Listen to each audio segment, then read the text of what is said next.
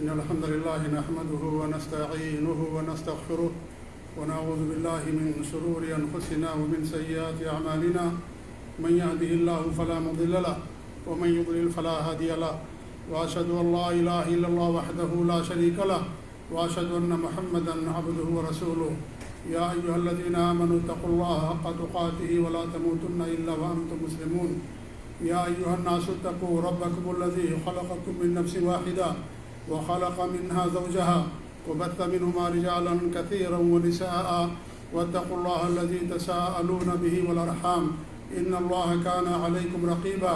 يا أيها الذين آمنوا اتقوا الله وقولوا قولا سديدا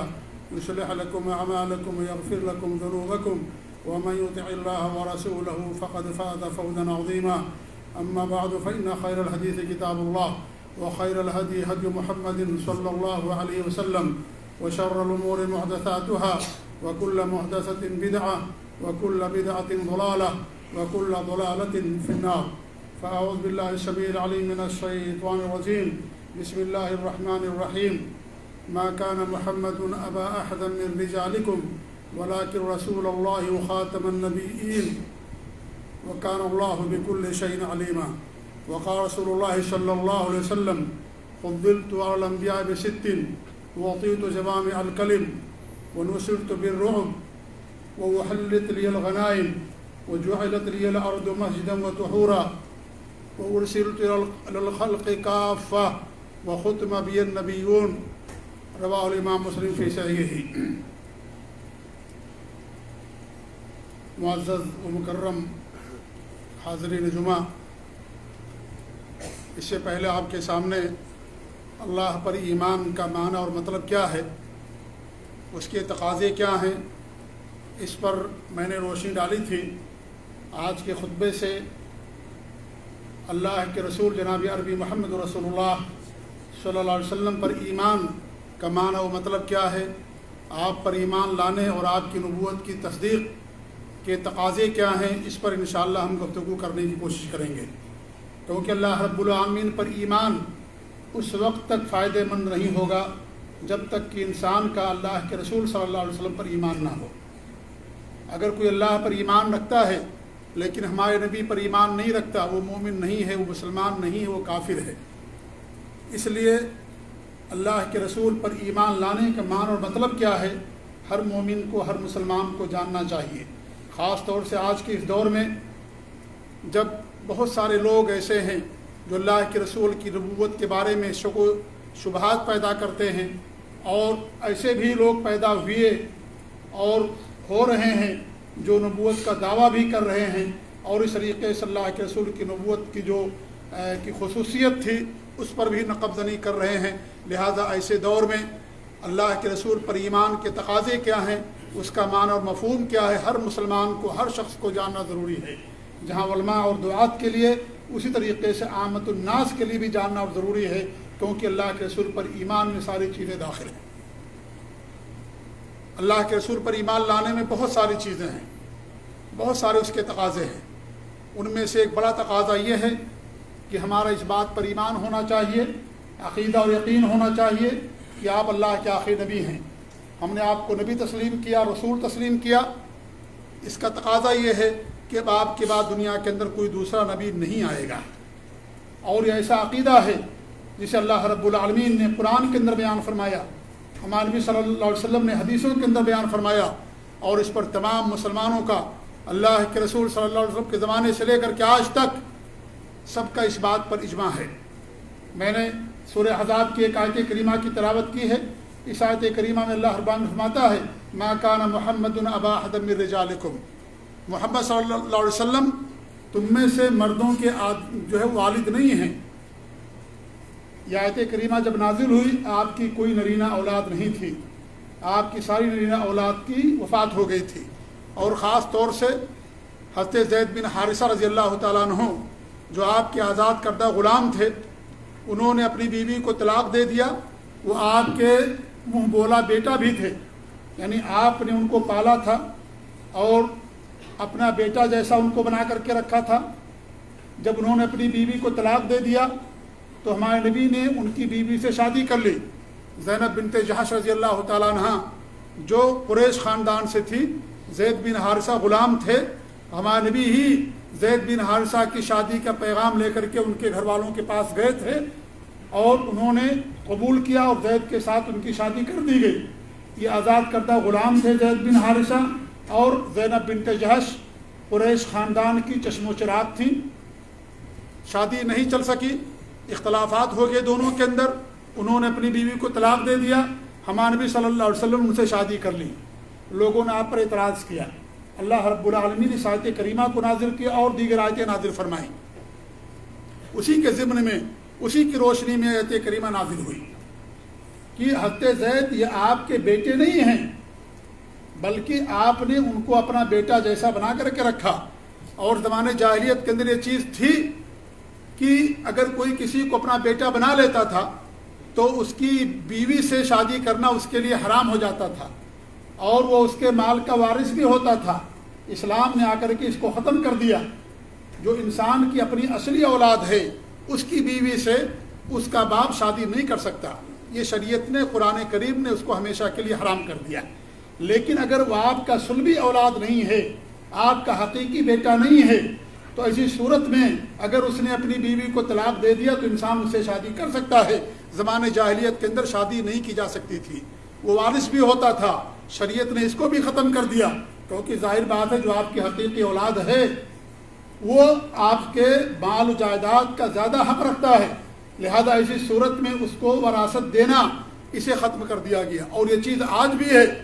اگر کوئی آدمی کسی کو بیٹا بناتا ہے، بہت سارے لوگ ہوتے ہیں جن کے پاس اولاد نہیں ہوتی، وہ کسی کو لے لیتے ہیں اور ان کو پالتے ہیں، پوستے ہیں، پڑھاتے ہیں، تعلیم دیتے ہیں اور اس طریقے سے شادی کرتے ہیں، تو ایسی صورت میں وہ اس کے مال کا وارث نہیں ہوگا۔ زیادہ سے زیادہ 1/3 مال کی وصیت کر سکتا ہے، اس سے زیادہ کی وصیت نہیں کر سکتا کیونکہ وارث نہیں ہے وہ۔ اور ساتھ ہی ساتھ اس کی بیوی اس کے اوپر حرام نہیں ہوگی، اس کی بیوی کے اوپر پردہ بھی کرنا ضروری ہوگا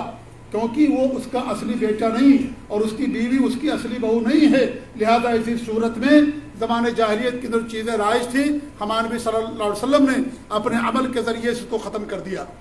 تو لوگوں نے اعتراض کیا کہ تم نے ان کو بیٹا بنا لیا، کیسے تم نے ان کی بیوی شادی کر لی؟ تو اللہ رب العالمین نے فرمایا ما کان محمد ابا احد من رجالکم، تم میں سے کسی مرد کے اللہ کے رسول صلی اللہ علیہ وسلم والد نہیں ہیں، ولکن رسول اللہ، لیکن آپ اللہ کے رسول ہیں، وہ خاتم النبیین اور آخری نبی ہیں۔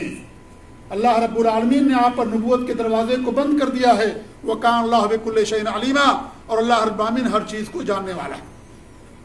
لہذا اگر کوئی نبوت کا اقرار کرتا ہے، دعویٰ کرتا ہے تو قرآن کریم کی تکذیب کرتا، اللہ رب العالمین کو جھٹلاتا ہے۔ اللہ کو جھٹلانا، قرآن کریم کو جھٹلانا کفر ہے۔ اس لیے اس بات پر علماء کا، مسلمانوں کا اجماع ہے کہ کوئی آدمی نبوت کا دعویٰ نہیں کر سکتا، اگر کرے گا تو کافر، ملعون، جہنمی، لعنتی ہے، وہ ہمیشہ ہمیشہ کے لیے جہنم کا حقدار ہوگا اگر اپنے اس برے عمل سے وہ توبہ نہیں کرتا ہے، اور اسی پر اس کی موت اور ہلاکت ہو جاتی ہے تو ہمیشہ کے لیے جہنم کا حقدار بن جاتا ہے۔ اللہ رب العالمین نے قرآن مقدس کے اندر وضاحت کے ساتھ فرما دیا کہ آپ آخری نبی ہیں۔ اس طریقے سے اللہ کے رسول صلی اللہ علیہ وسلم کی بہت ساری حدیثیں ہیں جن میں ہمارے نبی نے فرمایا کہ میں اللہ رب العالمین کا آخری نبی ہوں۔ جو صحیح مسلم کی حدیث میں نے آپ کے سامنے پڑھی، اس کے اندر آپ فرماتے ہیں کہ اللہ رب العالمین نے مجھے انبیاء کرام پر 6 چیزوں کی فضیلت دی گئی۔ اس حدیث میں آپ نے 6 چیزیں بتائی ہیں اور بہت ساری حدیثوں میں اور بھی دیگر چیزیں بتائی گئی ہیں۔ آپ کو بہت ساری خصوصیات اللہ رب العالمین نے عطا فرمائی تھی اور انبیاء پر آپ کو بہت ساری فضیلتیں عطا فرمائی تھی، انہی میں سے 6 چیزیں اس حدیث کے اندر بیان کی گئی۔ کیا آپ نے فرمایا اعطیت جوامع الکلم، مجھے جوامع الکلم دیا گیا۔ جوامع الکلم کا مطلب یہ ہوتا ہے کہ الفاظ تھوڑے، معنی کا سمندر، مختصر الفاظ میں بہت سارے معنی بیان کر دیا گیا، اس کو جوامع الکلم کہا جاتا ہے۔ آپ کے الفاظ مختصر ہوتے تھے لیکن اس کے اندر معانی کا سمندر پنہا ہوا کرتا تھا، جیسا کہ اردو میں مثال ہے یا محاورہ کوزے میں دریا کو بند کر دینا، چھوٹی سی چیز کے اندر دریا کے پانی کو سمیٹ دینا۔ تو اس طریقے سے اللہ رب العالمین نے آپ کو چیز دے رکھی تھی جوامع الکلم، مختصر بات لیکن معانی بہت زیادہ۔ اور کیا فرمایا آپ نے وَنُصِرْتُ بِالرُّعْبِ، اور میری مدد کی گئی رعب کے ذریعے سے، یعنی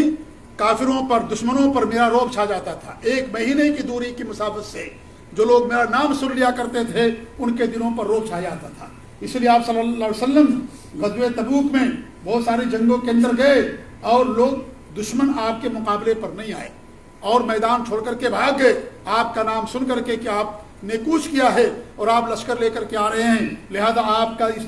اس قدر لوگوں کے دلوں پر رعب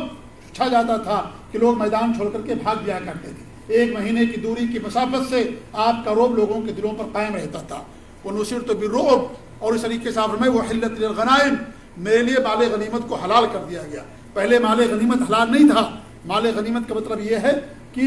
کافروں سے جنگ لڑنے میں جو مال ملتا ہے وہ مال مسلمانوں کے لیے حلال ہے استعمال کرنا، اور جو غازی ہیں جو مجاہدین ہیں ان کے درمیان ان کے مطابق وہ مال تقسیم کیا جاتا ہے اور ان کے لیے وہ حلال ہوتا۔ پہلے چیز نہیں تھی، پہلے مال اکٹھا کرتے تھے، اوپر سے آگ آتی تھی اور آگ پورے مال کو جلا دیتی تھی۔ اگر آگ نے پورے مال کو جلا دیا تو اس کا مطلب یہ ہے کہ خیانت نہیں کی گئی، اللہ نے اسے قبول کر لیا۔ لیکن اگر مال نہیں جلاتی تھی آگ آ کر کے پورے مال کو، تو اس کا مطلب یہ ہے کہ لوگوں میں سے کسی نے مال کے اندر خیانت کی ہے۔ جب تک وہ خیانت شدہ مال اس مال کے اندر ڈال نہ دیا جاتا اس وقت تک آگ سارے مال کو نہیں جلاتی تھی۔ اللہ رب العالمین نے آپ کے لیے اس کو حلال کر دیا، کیونکہ بربادی تھی، شریعت اللہ نے کامل کر دیا پہ نبی پر، اور ساری چیزیں جو پہلے تھیں کمی ان کو دور کر دیا اللہ رب العالمین نے، لہذا یہ چیز آپ کے لیے حلال کر دی گئی۔ اور چوتھی چیز آپ فرماتے ہیں کہ جعلت لی المسجد الارض مسجدا وطہورا، میرے لیے زمین کو مسجد اور پاک بنا دیا گیا۔ پوری زمین مسجد ہے ہمارے لیے، جہاں بھی نماز کا وقت ہو جائے انسان وہاں نماز پڑھ لے۔ پہلے ایسا نہیں تھا، پہلے دور میں لوگوں کے لیے مسجدوں کے اندر جا کر کے نماز پڑھنا ضروری ہوتا تھا، باہر کوئی نماز نہیں پڑھ سکتا تھا۔ اللہ نے پوری زمین کو ہمارے لیے مسجد بنا دیا، جہاں بھی نماز کا وقت ہو گیا، آپ میدان میں ہیں، صحرا میں ہیں، چٹیل میدان میں جہاں بھی ہیں، حتیٰ کہ آپ فضاؤں میں اڑ رہے ہیں اور نماز کا وقت ہو گیا، آپ کو وہاں پر بھی نماز پڑھنا اللہ رب العالمین کے لیے۔ اللہ رب العالمین نے خصوص عطا فرمائی اس امت کو، ہمارے نبی صلی اللہ علیہ وسلم کو، اور فرماتے ہیں کہ وہ اور زمین کو میرے لیے پاک بنا دیا گیا۔ پاک مطلب یہ کہ اگر آپ کے پاس پانی نہیں تو آپ تیمم کر لیں اور تیمم کر کے نماز پڑھ لیں۔ نماز کسی بھی صورت میں معاف نہیں، آپ کو نماز پڑھنا ہے وقت پہ۔ یہ اور بات ہے کہ مسافر 2 نمازوں کے ایک ساتھ اکٹھا کر کے پڑھے گا۔ پانی نہیں ہے، بہانہ نہیں چل سکتا کہ پانی ہمارے پاس نہیں، ہم نماز کیسے پڑھیں۔ نہیں، پانی نہیں موجود ہے یا پانی موجود ہے لیکن پانی کے استعمال کرنے سے آپ کی جان کا خطرہ ہے، آپ کیا کریں، آپ تیمم کر کے نماز پڑھ لیں، نماز آپ کو پڑھنا ہے۔ یہ پہلے شریعت کے اندر چیز نہیں تھی۔ آخری چیز آپ نے کیا فرمایا، 5ویں چیز، وہ ارسلت للناس کافہ، مجھے ساری انسانیت کی طرف رسول بنا کر کے بھیجا گیا، سب کی طرف رسول بنا کر کے بھیجا گیا۔ وہ ختم بی النبیون، اور میرے اوپر نبیوں کو ختم کر دیا گیا، میرے بعد کوئی نبی دنیا کے اندر آنے والا نہیں ہے، نبوت ختم کر دی گئی۔ اس طریقے سے اللہ کے رسول صلی اللہ علیہ وسلم کی ایک اور حدیث آتی ہے، آپ فرماتے ہیں کہ میری مثال اور مجھ سے پہلے جو انبیاء کرام گزرے ہیں ان کی مثال اس طریقے سے، اس آدمی کی طریقے سے جس نے کوئی گھر بنایا، بہت شاندار اس نے گھر بنایا، بڑی شاندار اس نے گھر کی تعمیر کی، لیکن اس کے ایک کنارے اس نے ایک اینٹ کی جگہ کو خالی رکھ دیا، ایک اینٹ کی جگہ وہاں پر خالی ہے۔ لوگ آ کر کے اس بلڈنگ کا طواف کرتے ہیں، چکر لگاتے ہیں اور تعجب کرتے ہیں اور حیران ہوتے ہیں اس بلڈنگ کی خوبصورتی پر، اور اس کی خوبصورتی پر لوگوں کو تعجب ہوتا ہے۔ تو آپ کیا فرماتے ہیں کہ میں وہ آخری اینٹ ہوں، وہ ختم بی النبوہ، اور میرے اوپر نبوت کو ختم کر دیا گیا ہے، میں وہ آخری اینٹ ہوں۔ لہذا اس عمارت کے اندر کسی اور دوسری اینٹ کی گنجائش نہیں ہے، کسی دوسری اینٹ کی گنجائش نہیں، جیسے اس بلڈنگ کے اندر کسی اور اینٹ کی گنجائش نہیں، ایسے نبوت کے اندر اب کسی دوسری نبی کی کوئی گنجائش نہیں ہے۔ اللہ رب العالمین مجھے آخری نبی بنا کر کے بھیجا دنیا کے اندر۔ لہذا یہ ایسا عقیدہ میرے بھائیوں کہ جس پر مسلمانوں کا اجماع ہے۔ یہی نہیں بلکہ اگر کوئی شک کرے اور اگر کوئی نبوت کا دعویٰ کرے، جا کر کے اس سے دلیل مانگے یا اس کے بارے میں شک کرے، میرے بھائیو ایسا بھی مسلمان باقی نہیں رہتا ہے۔ امام ابو حنیفہ رحمۃ اللہ علیہ کے زمانے میں کسی نے نبوت کا دعویٰ کیا، لوگوں نے کہا کہ اس کے پاس دلیل ہے۔ امام ابو حنیفہ اللہ رب العالمین ان پر رحمت فرمائے، انہوں نے فرمایا من طلب منہ الدلیل او قال عنده دلیل فقد کفر، جس نے یہ کہا کہ جس نے جا کر کے اس سے دلیل کا مطالبہ کیا، جس نے جا کر کے اس نبوت کے دعویٰ کرنے والے سے دلیل کا مطالبہ کیا، یا جس نے یہ کہا کہ اس کے پاس دلیل ہے، اس نے بھی کفر کا کام کر لیا، اس لیے کہ شک ہے نبی کی نبوت کی آخری نبوت کے بارے میں۔ تبھی انسان دلیل مانگتا ہے کسی سے، اس کے دل میں شک اور شبہ ہے، گویا کہ اس کا اس بات پر ایمان نہیں ہے کہ آپ اللہ کے آخری نبی ہیں، اس لیے جا کر کے کہتا آپ دلیل لے کر کیا ہو. دلیل اس سے مانگی جاتی ہے جس کے بارے میں کچھ انسان شک اور شبہ کا شکار ہو. اس میں تو شک اور شبہ کی کوئی بات ہی نہیں ہے. جیسے اللہ تعالیٰ کا قرآن آخری کلام ہے, اگر کوئی کہے کہ میرے اوپر قرآن نازل ہوتا ہے, میرے پاس بھی اللہ تعالیٰ کلام موجود ہے,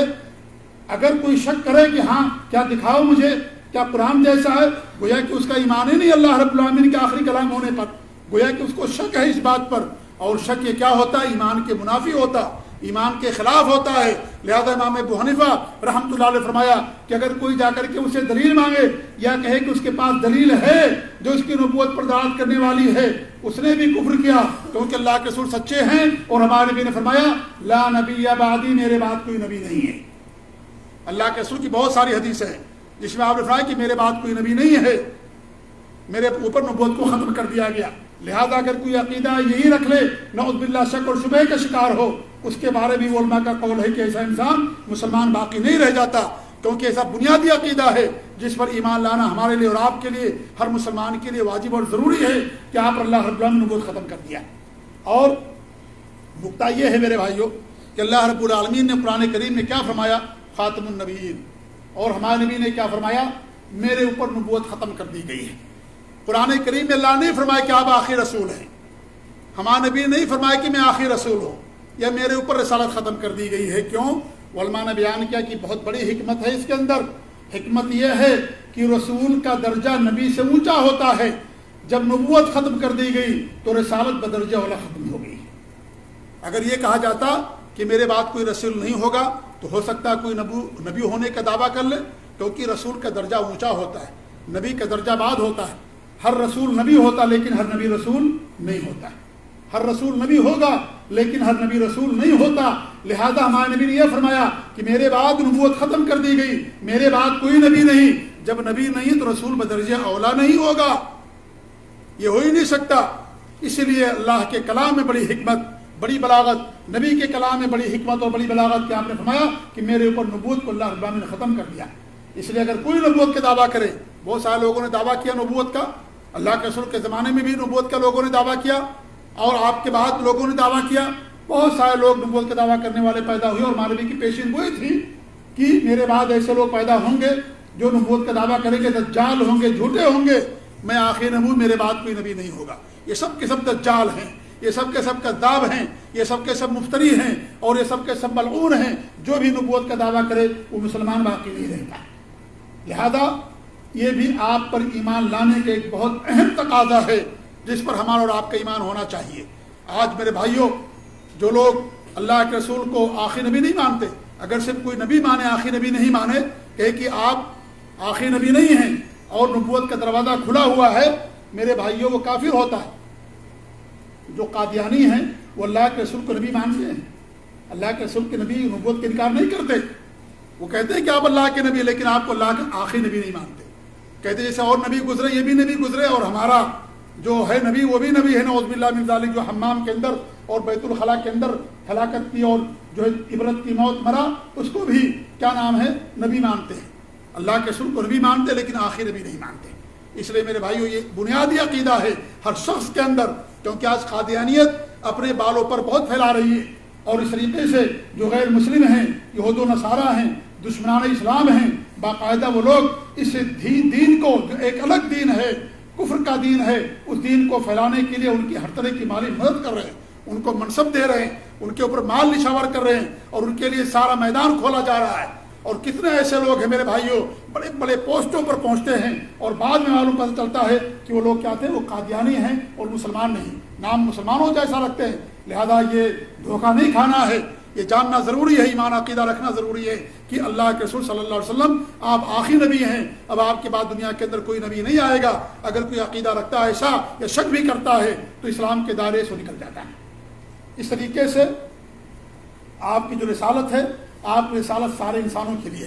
سارے جنوں کے لیے ہے, آپ سب کے لیے نبی بنا کر کے بھیجے گئے. قرآن کریم میں اللہ رب العالمین نے فرمایا وما ارسلناک الا رحمۃ للعالمین, ہم نے آپ کو پوری دنیا والوں کے لیے رحمت بنا کر کے بھیجا.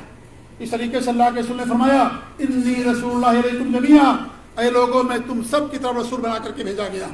اور اللہ کے رسول صلی اللہ علیہ وسلم کی حدیث ہے کہ آپ فرماتے ہیں کہ پہلے کے انبیاء نبی اپنی قوم کی طرف بھیج جاتے تھے, اور ان کی نبوت ان کی قوم کے لیے خاص ہوتی تھی، جبکہ اللہ رب العالمین نے مجھے ساری انسانیت کے لیے، سب کے لیے، پوری دنیا والوں کے لیے نبی اور رسول بنا کر کے بھیجا۔ اس لیے اگر کوئی آج اللہ کے رسول کی رسالت پر ایمان نہ لائے، اگرچہ وہ سابقہ رسالتوں پر ایمان رکھتا ہو، سابقہ نبیوں پر ایمان رکھتا ہو، لیکن ہمارے نبی پر ایمان نہ لائے اور آپ کی رسالت کو پوری دنیا والوں کے لیے رسالت نہ سمجھے، میرے بھائی وہ بھی مومن نہیں ہے۔ اللہ کے رسول کی حدیث ہے، چاہے یہودی و نصرانی ہو اور اس تک میری بات پہنچتی ہے اور میری بات پر ایمان نہیں لاتا، اللہ رب العالمین اسے جہنم کے اندر داخل کرے گا، کیونکہ آپ کی رسالت سب کے لیے، آپ جنوں کے بھی رسول بنا کر کے بھیجے گئے ہیں، آپ جنوں کی طرف بھی رسول بنا کر کے بھیجے گئے، صرف انسانوں کی طرف نہیں بلکہ ثقلین کی طرف، اور ثقلین کہتے ہیں انس و جن کو، لہذا دونوں کی طرف آپ کی نبوت اور رسالت ہے اور آپ سب کے نبی ہیں۔ جب آپ صلی اللہ علیہ وسلم طائف کے میدان میں پہنچتے ہیں اور طائف والوں کو، جب آپ نے وہاں کے سرداروں کو دین کی دعوت دی، اسلام کی طرف بلایا، لیکن کسی نے آپ کی دعوت قبول نہیں کی، جب واپس ہو رہے تھے تو اللہ رب العالمین نے آپ کے پاس جنوں کو بھیجا اور جنوں نے آپ کی نبوت و رسالت کو تسلیم کیا، اور اس کے تعلق سے اللہ رب العالمین نے سورۃ الاحقاف کے اندر اور سورۃ الجن کے اندر آیتیں اتاری ہیں کہ ان لوگوں نے قرآن سنا اور آپ پر ایمان لے کر کے آئے، لہذا آپ کی رسالت سب کے لیے عام ہے، پورے انسانوں کے لیے اور پورے جناتوں کے لیے، یہ بھی ہمارا اس پر ایمان ہونا چاہیے، اور یہ بھی آپ پر ایمان کے تقاضوں میں سے ایک اہم تقاضا ہے۔ انشاءاللہ باقی اور جو تقاضے ہیں آنے والے خطبے کے اندر انشاءاللہ ہم بیان کرنے کی کوشش کریں گے۔ اللہ تعالیٰ سے ہماری دعا کہ اللہ رب العالمین ہمیں آپ کا سچا امتی بنائے، اللہ رب العالمین ہمیں آپ کی سنتوں پر عمل کرنے کی توفیق عنایت فرمائے، اللہ رب العالمین ہمارے ایمان اور عقیدے کے اندر پختگی پیدا فرمائے، اللہ رب العالمین ہمیں ایمان پر قائم رکھے، اپنے دین پر، اپنے نبی کی شریعت اور سنت پر قائم رکھے، آمین رب العالمین، اور اللہ رب العالمین ہمیں ہر طرح کے گناہوں سے محفوظ رکھے، اور جو دجال اور کذابین ایسے دنیا کے اندر پیدا ہوتے ہیں اللہ انہیں غارت کرے، اللہ انہیں ہلاک و برباد کر دے، اللہ ان کے مکر سے، ان کی سازش سے اللہ رب العالمین پوری امت مسلمہ کی حفاظت فرمائے، اللہ سب کی حفاظت فرمائے، سب کو دین پر قائم رکھے، آمین۔ بارک اللہ لی ولکم فی القرآن العظیم ونفعنی وإیاکم بالآیات والذکر الحکیم، انہ تعالی جواد کریم مرحوم الرؤوف الرحیم۔